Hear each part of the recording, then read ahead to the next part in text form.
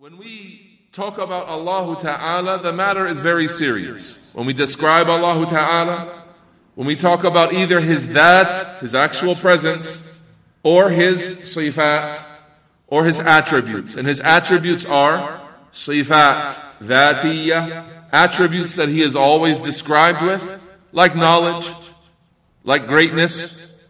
And they are sifat, ikhtiyariyya, fi'liyya, attributes that He does at certain times. كَلَّمَ اللَّهُ مُوسَى تَكْلِيمًا. He spoke to Musa with real speech. He's not always described as speaking to Musa all of the time. Right? However, that is an attribute that took place at one time. So some attributes are ongoing, and He is always described with them. And some attributes are things that He has chosen to do at a certain time. Any of that, the speech about it is very difficult. And our Salaf used to become very worried about any word out of its place. And many of them would prefer silence over any speech about Allah Ta'ala. Because in general, our Lord Azza wa Jal commands us not ever to say anything about what we don't have knowledge of.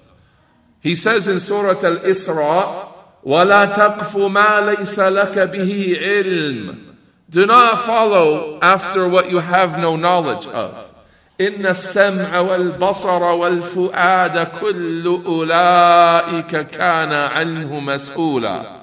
Verily the hearing, the eyesight, and the chest, all of that will be questioned. So we have been warned by Allah Ta'ala to not speak about matters that we don't have knowledge of. And that's general. That includes speech about Allah, speech about His creation, speech about His prophets and His angels, from the ghaib, from the world of the unknown or unseen, and as well from alim al-shahada, from the world of what is known, that which we don't know about. All of that we are not allowed to speak about those matters. Speech must be based on knowledge. That is a basic rule for Muslim behavior, Muslim character. So then what about Allah Azza wa Jalla? If in general a Muslim doesn't speak about any matter unless he has certain knowledge of it, then how is he to speak about Allah Azza wa Jalla? Only with what Allah Ta'ala has revealed about Himself of attributes.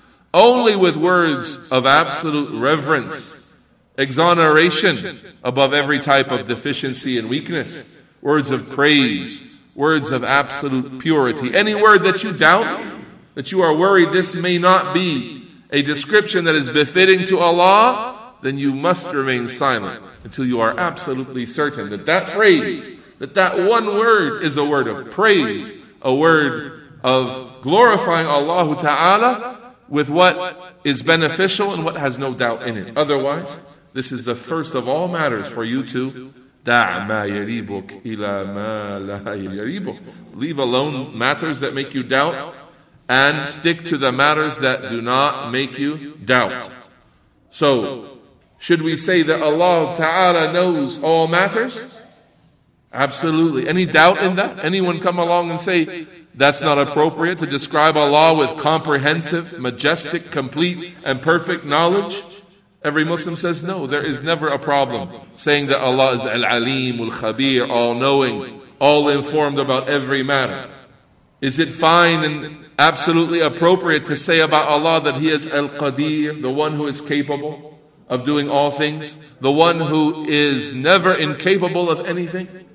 Absolutely, despite the rhetoric of the philosophers and their influence on misguided callers who say you cannot say about Allah that He is capable of all things. And then they bring up philosophical opposites that can't exist together.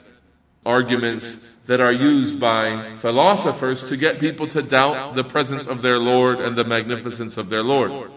So we avoid all of that. We say we are speaking about Allah Ta'ala. We speak about Him with reverence, praise, and glorification. We do not speak about Him with anything that is not befitting His majesty.